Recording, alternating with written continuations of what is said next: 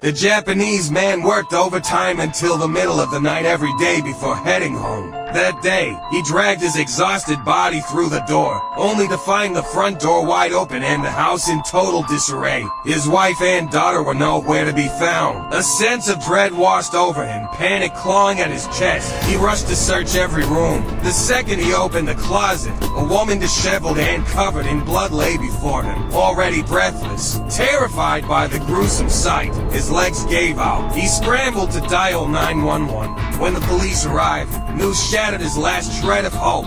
In the top shelf of the closet, they found a plastic bag. Inside was his daughter. In an instant, he snapped. He screamed wildly until his voice gave out, collapsing to the floor, drained. But days later, 18-year-old Takayuki Fukuda was arrested. He confessed to everything. It turned out, that day, Fukuda had lusted after the woman. He posed as a plumber to ring her doorbell. Once inside, he dropped the act, pinning her to the ground. She fought back fiercely. The baby nearby wailed in terror. Fearing the noise would draw neighbors, Fukuda panicked and clamped his hands around her neck, just trying to shut her up. In seconds, he'd strangled her to death, though he thought she was only unconscious. He bound her hands with tape and gagged her to keep her from waking. Next, his depraved hands turned to the baby. He brutally strangled the infant outright. Finally, he violated her lifeless body.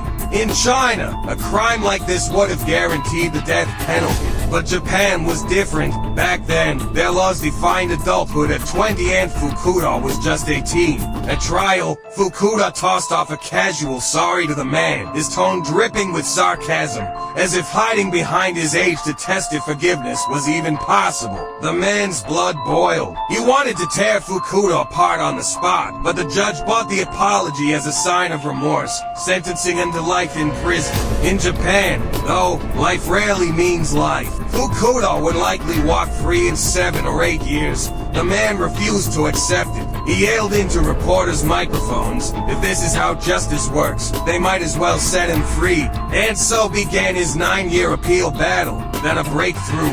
Prosecutor Yoshida uncovered letters Fukuda wrote from jail. In them, Fukuda compared his crimes to a stray dog mounting a female, no remorse, just arrogance. In 2008, the Hiroshima High Court agreed to retry the case. Shockingly, 21 lawyers rallied behind Fukuda volunteers, most of them anti-death penalty activists pushing for human rights. Fukuda's underage status gave them an angle and a payday. Winning this uphill fight would make them famous and rich. They coached him to recant his confession.